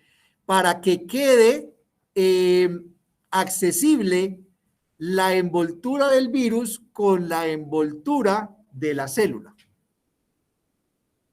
Resulta que la GP41 tiene como correceptor el CCR5 y el CXCR4, que fue el que mutaron para que el niño no saliera infectado con VIH. Y que fue el que mutaron en la médula ósea que le aplicaron al paciente. ¿Por qué no puede entrar? Porque cuando cambia la conformación de la GP41 para acercar a la membrana celular, no está el correceptor que lo ancle, entonces esto queda volando así y el virus nunca puede hacer fusión de la membrana. Y si no hay fusión de membrana, pues no entra el virus. Así de sencillo. Entonces, cuando hay la fusión de membrana, entra la nucleocápside. Esta nucleocápside es transportada, primero rota por las proteasas de la célula, entonces sale el RNA, y ese RNA es transportado porque ustedes se preguntan, bueno, ¿y cómo se transporta en una célula? Nosotros tenemos pies para caminar, tenemos carros para andar en las calles, ¿y cómo entra un virus a una célula si no hay carros y no hay nada? Pues así también hay carros y hay vías. Eso se llaman los microtúbulos. Los microtúbulos y unas proteínas de GTPasa hacen como si fuera una gasolina y hacen que los virus se muevan sobre los microtúbulos y lleguen a los diferentes sitios del núcleo. Entonces, a través de esos microtúbulos, este genoma, que en este momento apenas es RNA, pero cuando se forma esta estructura, inmediatamente la polimerasa, la retrotranscriptasa, está cambiando el RNA en ADN y hace un híbrido RNA-DNA. Después viene la misma retrotranscriptasa, tiene un dominio que se llama helicasa y llega y se come el RNA y me queda solo la hebra de ADN. Y esa hebrita de ADN, la misma retrotranscriptasa hace la segunda copia. Entonces me queda un DNA de doble copia. ¿Y eso dónde ocurre? En este transporte entre la entrada del virus y la llegada al núcleo. Aquí hay unos poros que son como unas puerticas, haga de cuenta que este es el núcleo. Entonces, hasta acá llegó, como ese pasillo, el microtúbulo. Hasta esa puertica, cuando llegué ahí, abren la puerta y dejan entrar la información genética. ¿Por qué? Pues porque la información genética es la que tiene permiso para entrar al núcleo o salir. ¿Listo? Llego al núcleo. ¿Qué sucede? Dos cosas pueden suceder. O se inserta con la integrasa al genoma de la célula, o se puede quedar como provirus. Se queda ahí guardadito en el baúl de la abuelita, sin hacer nada. Ahí. Si esa célula duplica el material genético, infecta a las otras, sí. O se puede insertar al genoma de la célula. Cuando él ya está insertado en el genoma de la célula, pues ya me casé con este hombre que tiene dinero, o ya me casé con esta mujer que tiene dinero y me mantiene. Porque dentro del ADN del núcleo de la célula, ya deja que la célula haga todo. La célula tiene una RNA polimerasa, entonces va a producir los RNAs del virus. La célula tiene el ribosoma, entonces va y lee el RNA en el ribosoma y produce las proteínas del virus. El virus tiene el retículo endoplasmático donde se ensamblan las proteínas, entonces ahora se está ensamblando el virus. Ya no tiene que hacer nada. Ya deja que la célula haga todo. Listo. Y aquí, por aquí, no los voy a confundir mucho, pero por aquí ven ustedes a Rev. Por favor, mírenla por acá. Que son las famosas proteínas reguladoras, porque es que el virus puede estar al interior de la célula, puede estar en un promotor fuerte, pero está expresando Rev, entonces esos RNA se quedan quietecitos. ¿Y eso qué ventaja tiene? Que si no hay RNA y no hay proteínas, el sistema inmune no lo puede detectar. Porque el sistema inmune no se mete dentro de la casa, el sistema inmune no se mete dentro de la célula. Obviamente la célula tiene sus guardados. Tiene una cosa que llaman los receptores TOL. Los receptores TOL son unas proteínas que están al interior, algunas están por fuera y otras están por dentro de la célula, Y esos receptores TOL, cuando encuentran RNAs de doble cadena, los capturan y lo degradan. Pero como el virus no es RNA de doble cadena y no de cadena sencilla, entonces puede pasar desapercibido. O sea que el virus también tiene cómo regular la misma respuesta inmune.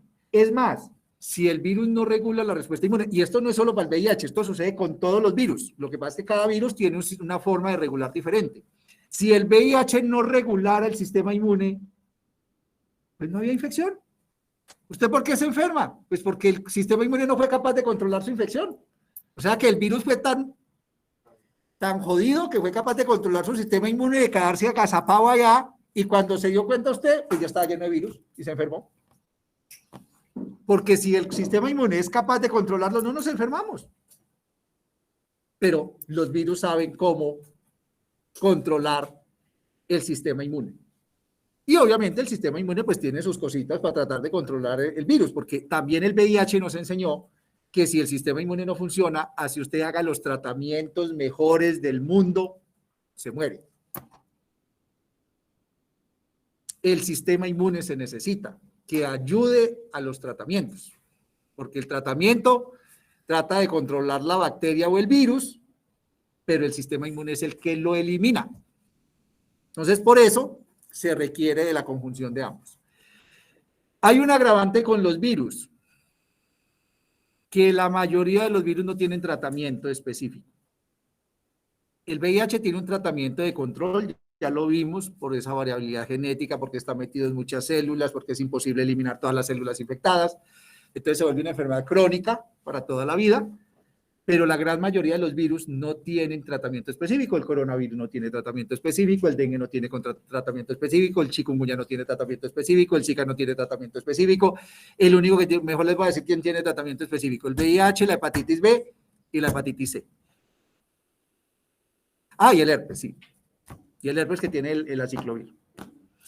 De resto, ni el Epstein-Barr, ni el citomegalovirus, ni el dengue, ni el Zika, el chikungunya, el coronavirus, y de ahí para allá los rinovirus, los apovirus, los rotavirus y todo lo terminado en virus, no tienen tratamiento específico.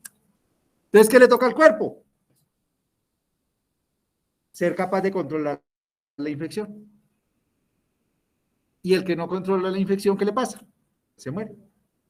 Esa es la realidad. ¿Y por qué el virus infecta? Eso es algo también que me parece muy bonito. Que gracias a Dios en la naturaleza no hay estratos.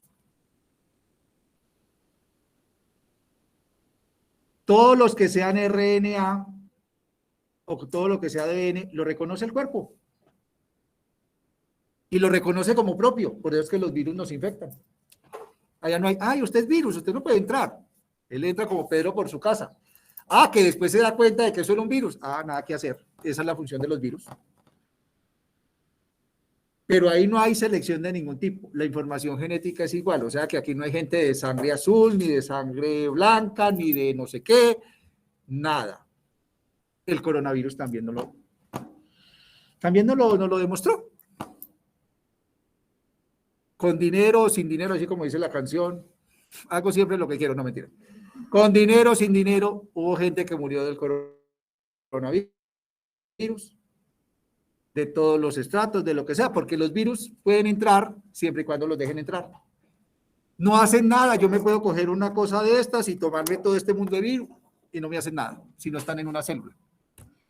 Por eso es que los receptores son tan importantes. Y por eso, de alguna manera, hay unas restricciones de especie. Se supone que a usted no le da la gripa del perro. Pero en la medida en que hemos estado dañando los ecosistemas y estamos más cerca de, bueno, y no solo los ecosistemas, los animales del hogar y todo, entonces hemos estado más cerca de una serie de virus que se supone que no eran para nosotros, pero como ellos pueden mutar, entonces generan infecciones. Esas son las zoonosis. Y no solo con los virus, con las bacterias y con todo lo demás.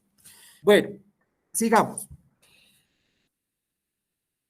Resulta que la principal vía de infección del VIH, ya la dijimos, ¿cuál era?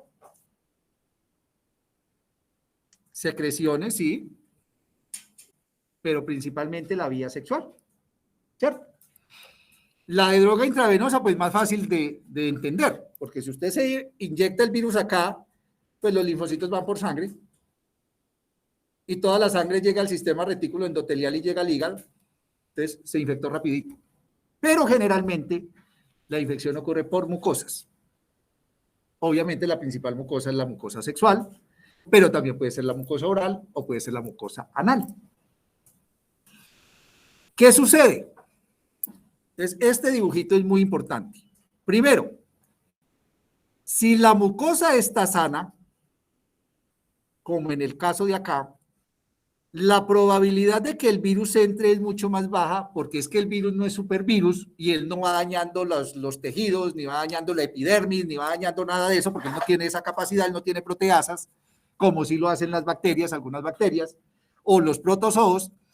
Entonces, eso va a evitar de que pueda entrar el virus. Entonces ahí, nuevamente, eso ya es chisme mío, una apreciación mía. Niñas, eso del intibón no. Usted necesita tener es una muy buena cantidad de lactobacilos. Tiene que tener una mucosa vaginal sana.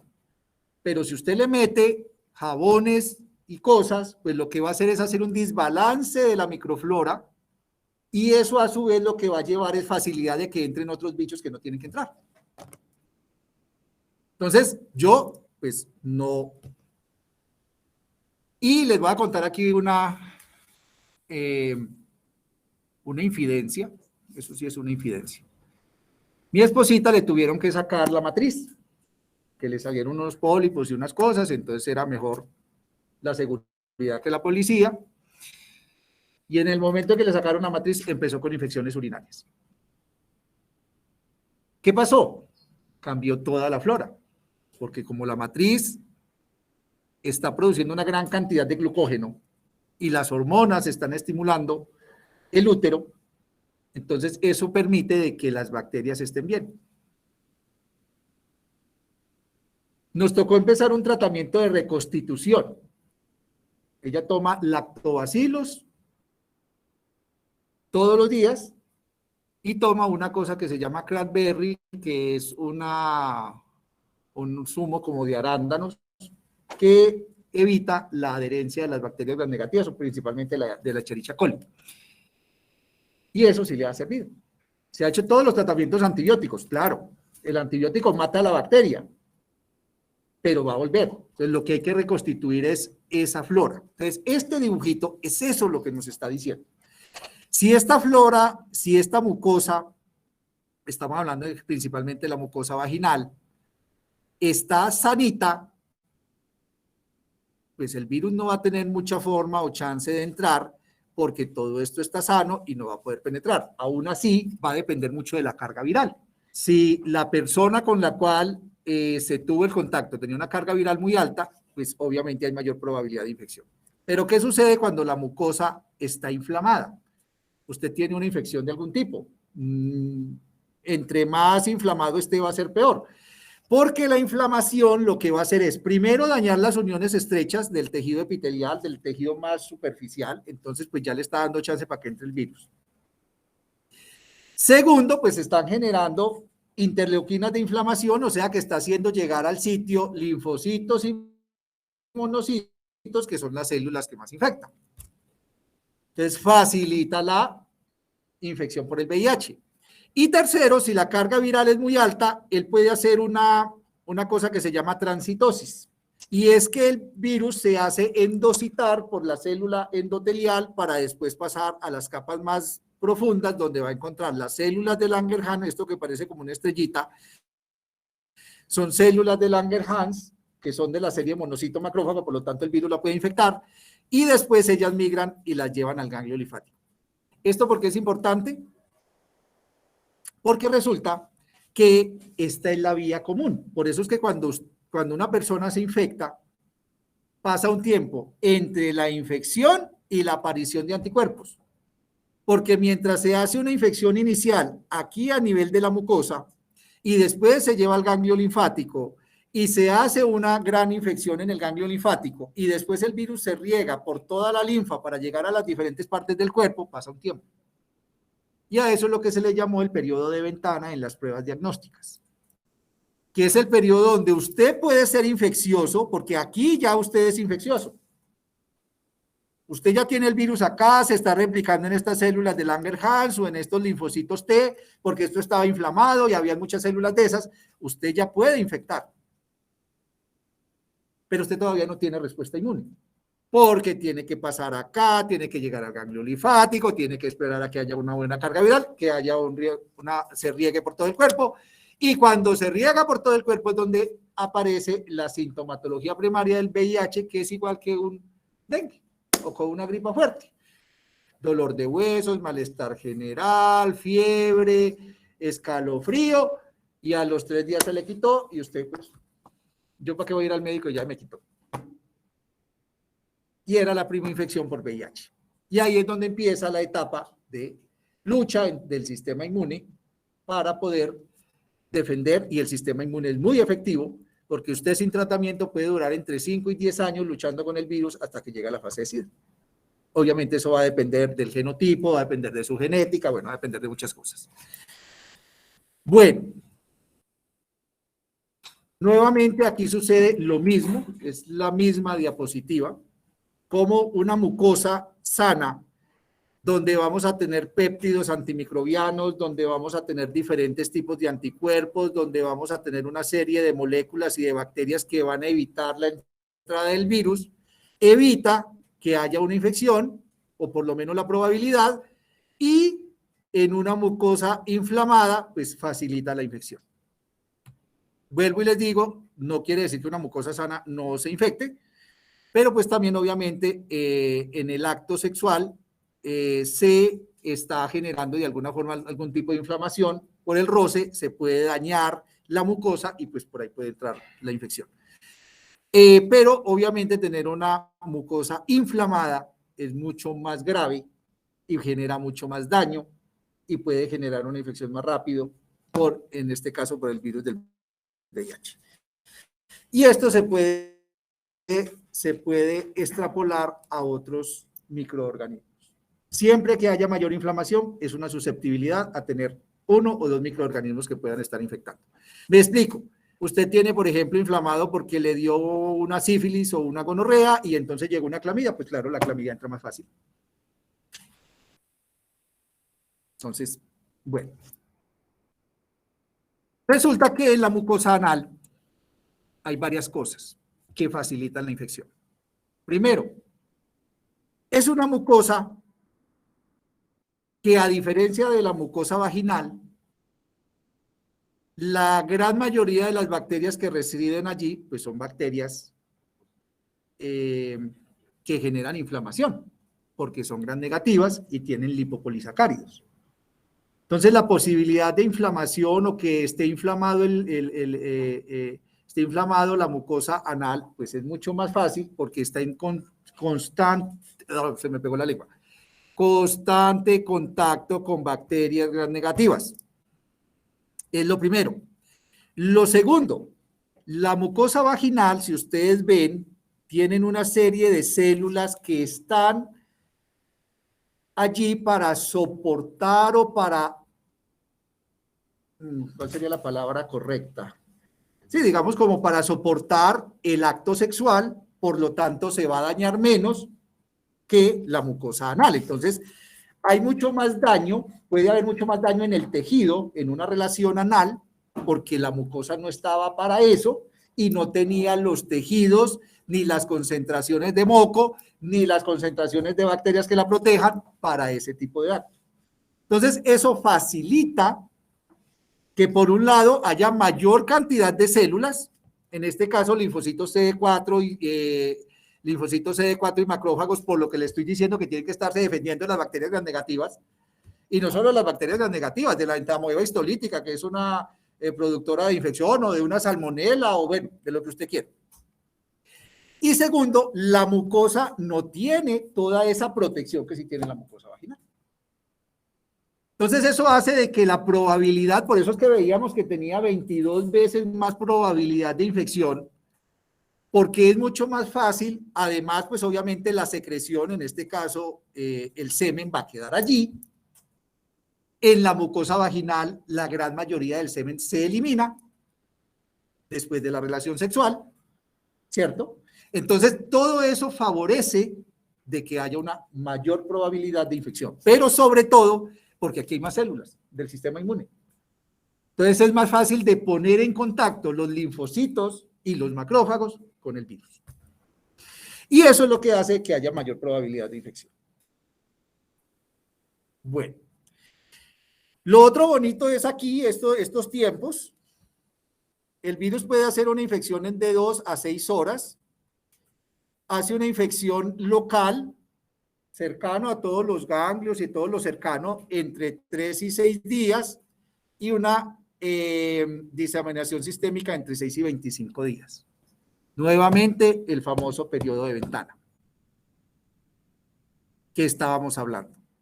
Entonces, esta persona que tuvo una relación sexual y se infectó en 2 o 6 horas y tuvo después otra relación sexual dentro de esos primeros 3 o 6 días, no tiene anticuerpos. Las pruebas le dan negativas. Probablemente la carga viral le da negativa y ya es infectivo. Bueno. Esta la voy a pasar. ¿Qué hora es? Bueno, qué pena que no les he dejado descansar, pero es que esto es largo y culebrero. Pero no, lo vamos a dejar aquí porque nosotros la semana entrante me parece que tenemos diagnóstico. Listo, entonces sí voy a explicar esto. Bueno, porque ya entramos al diagnóstico y eso lo dejamos para la semana entrante si Dios nos da vida. Bueno, entonces, la exposición por sangre, aquí dice, el riesgo por 100.000 expuestos, por 10.000. La exposición por transfusión, pues casi todos los 10.000. Pues obvio, si usted le van a meter 500 mililitros, ¿cuántos virus habrán en 500 mililitros de sangre? No, pues, obviamente. Vuelvo y les digo, no se asusten, la sangre hoy en día es muy, muy, muy segura. Se tienen que hacer todas las pruebas, los bancos de sangre están muy controlados, viene y visita el INVIMA, los visita Raimundo y todo el mundo. Entonces, pues digamos que eso le da a uno una alta certeza de que esta posibilidad pues no va a suceder. Hace algunos años, pues digamos que por la necesidad, porque no habían tantos bancos de sangre, entonces uno llamaba a la gente, vengan, donen, y esa sangre se le ponía sin hacerle pruebas, pues porque el paciente iba a morir porque necesitaba la sangre. Eso pues ya no se hace. Entonces, por eso siempre están los bancos de sangre. Por eso los bancos de sangre hay que protegerlos, cuidarlos, donen sangre, eso está muy bien, porque se necesita. Y es una forma, pero generalmente la sangre que usted donó no se la van a poner al paciente. Excepto que usted done hoy y que la cirugía sea la semana entrante, porque es que estas pruebas se demoran. Y mientras toman la sangre y mientras sacan las alícuotas, mientras montan los equipos, pues eso demora 1 o 2 días. Entonces, esa misma sangre que usted dona nunca se la van a poner al paciente, pero pues se supone que hay otras que sí le van a utilizar y entonces usted está reponiendo eso. Usted también puede hacer una autotransfusión y yo si algún momento ustedes tienen una cirugía programada, hagan una autotransfusión. Obviamente con tiempito, o sea, por lo menos 15 o 20 días antes porque tiene que recuperar su sangrecita, pero usted lo puede hacer. Va y dona su propia sangre y dice, por favor, esta sangre es para, si yo la necesito, para tal cirugía, por favor, si no la necesito, pues utilícela. Pero si la necesito, por favor, póngamela. Eso también se puede hacer.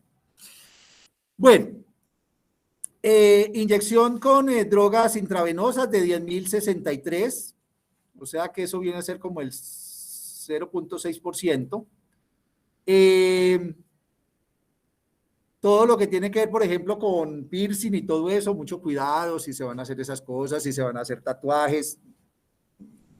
Piensen que ustedes también van a ser viejitos, eso después de viejito se ve muy feo, pero bueno, eso es respetable, no me meto en eso, pero por favor, ojo con eso, no se vayan a ir a meter allá, yo no sé, yo a veces veo unos sitios como, yo no sé, por favor miren que eso sí lo esterilicen, es que a usted le van a meter una aguja, yo no sé cuántas veces para hacerle el dibujito le están dañando la piel y le tiene que salir sangre.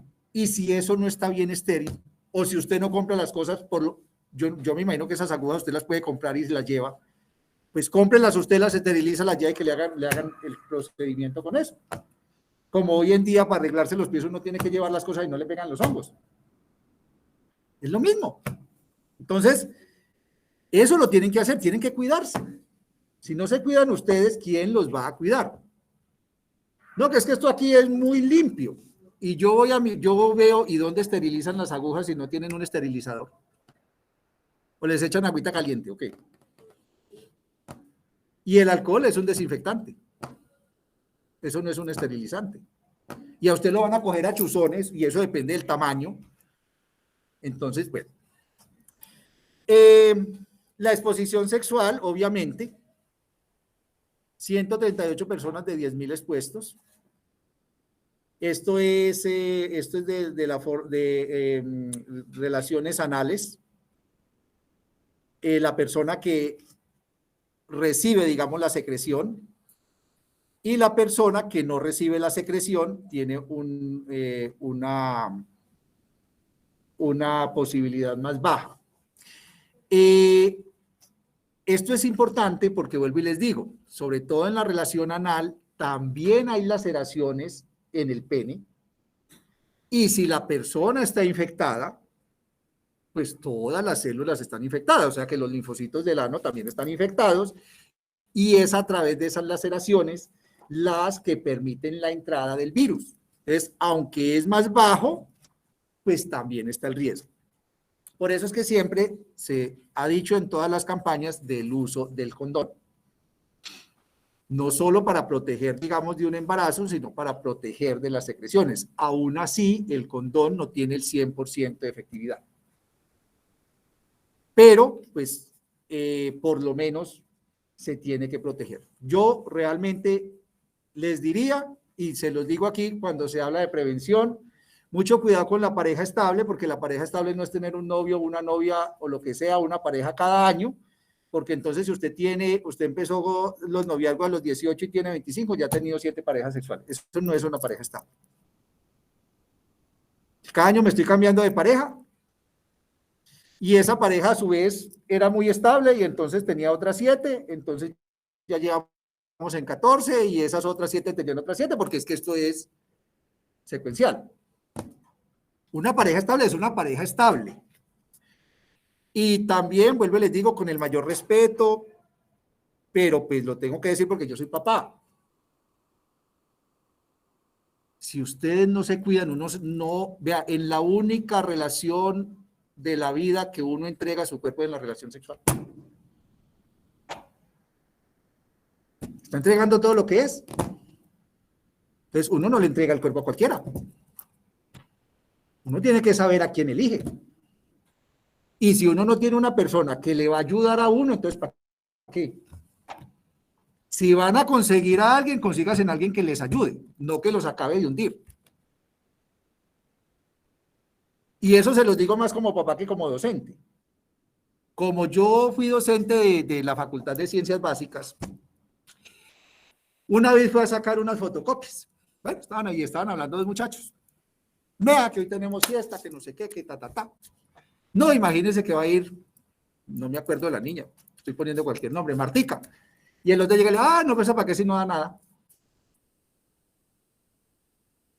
Entonces, tanto ustedes niños como ustedes niñas.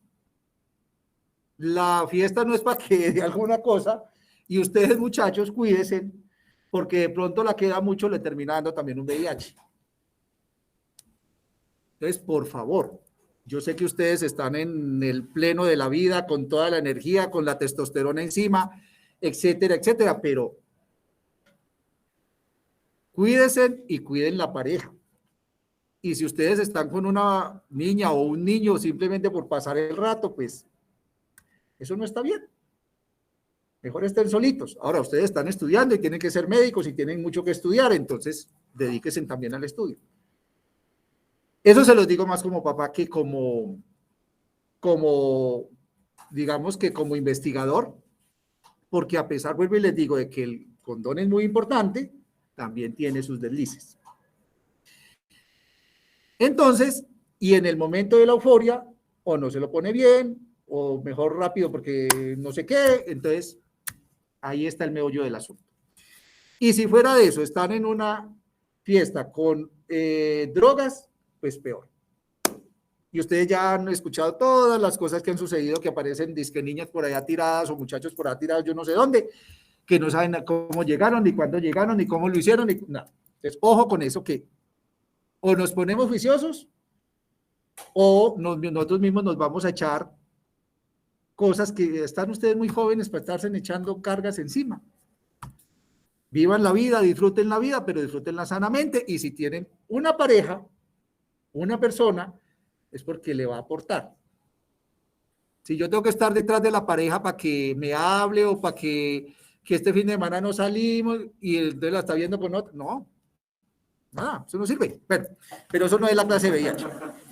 Listo, muchachos. ¿Dónde iba yo por aquí? Que ya también mis ojos ya no. Mire que la relación donde hay, digamos, vagina-pene es mucho más bajo que la que habíamos visto, pero ya entendimos por qué. Por la estructura de las mucosas y por la cantidad de células que hay en unas y en otras. Vuelvo y les digo, la mucosa vaginal está hecha de alguna forma para poder resistir una relación sexual, pero además está hecha para poder resistir un embarazo y para poder sacar un bebé, y para eso se hizo, y entonces por eso tiene más capas, tiene más músculo, tiene más moco, tiene más otras cosas, tiene una flora especial que la protege. Vuelvo y les digo lo de los lactobacilos, que no se encuentra en la mucosa anal. Bueno, el sexo oral es bajo, realmente la garganta pues no, digamos que no permanecen mucho las secreciones por un lado, excepto que usted tenga una garganta, digamos, inflamada, ¿cierto? Pero la secreción realmente no va a durar, digamos, en la boca o lo que sea, y pues cuando llega al estómago, pues en el estómago, pues todo desaparece. Bueno, la transmisión vertical, aquí no está, digamos, aquí sí está mentiras, de madre a hijo fueron 2.260 casos. Obviamente haciendo la salvedad que esta fue una transmisión sin tratamiento. O sea que sin tratamiento tenemos casi el 30% de probabilidad de tener niños infectados. Está directamente relacionado con la concentración de la carga viral de la mamá. Por eso es tan importante que si la mamá es portadora del VIH, se tiene que tratar. Y por eso es que ya hay unos protocolos definidos de que cuando una mamá es portadora, con tratamiento, sin tratamiento, generalmente termina en cesárea, para evitar de que el niño se vaya a contaminar con las secreciones cuando pasa por el canal del parto, canal vaginal. Y también porque está por ley, se le tiene que dar la leche materna a la mamá. No le puede dar leche materna. No porque la leche materna sea mala, sino porque el niño puede succionar sangre, y al succionar sangre, como tiene un sistema inmune que está apenas empezando, pues va a tener la probabilidad de poderse infectar. Entonces, ellas tienen sustitución por la ley de que la mamá portadora de VIH y su niño, para que no se infecte, le tienen que dar la leche hasta que el niño ya tiene como 1 año. Entonces, todo eso ustedes como médicos se lo tienen que decir a las personas, a las mamás, a las parejas. Esto no hemos hablado de la parte social, pero esto es una catástrofe. Usted va, digamos, usted tiene su pareja, por X o Y razón se hizo la prueba y le dio positivo. ¿Usted qué es lo primero que piensa? Pues si usted no fue el culpable, ¿no? Si usted no fue el culpable, si usted fue el culpable, pues ya se echa la culpa encima. Y yo, como le digo a mi pareja, y si usted no es el culpable, pues la rabia es mucha. ¿O no? Pues a cualquiera le da pues mal genio, ¿cómo así? Yo queriéndolo, usted cuidándome, no sé qué, y vea. Entonces, Entonces, por donde usted lo mire es muy complejo, porque si usted fue el culpable y supo que no sé qué y después echa cabeza, ay, ¿cómo así? ¿Cómo le voy a ir a decir a la pareja? ¿Eso en qué termina? En ruptura, generalmente. Y de ahí todo lo que venga, si ya tienen niños o no tienen niños o lo que sea. Lo que representa para la otra pareja, entonces tenerse que hacer el examen para mirar si yo sí estoy infectado o no. Si ya hay unos niños de por medio, entonces, ¿qué vamos a hacer con estos niños? ¿Qué tal que estén infectados? Si están chiquitos. Entonces, bueno, por donde ustedes lo miren, esto es una situación muy compleja que no ocurre con todas las enfermedades. A usted le dicen a un familiar, señora, usted tiene cáncer, a usted le da mucho pesar, pero usted sabe que el cáncer no se transmite, usted sabe que el cáncer pues puede tener tratamiento, pero con el VIH no es así. Porque genera una carga social muy, muy alta. Bueno, listo muchachos, entonces dejamos aquí. Si Dios permite, la semana entrante nos vemos con la parte de diagnóstico. Si hay alguna duda, pregunta, comentario,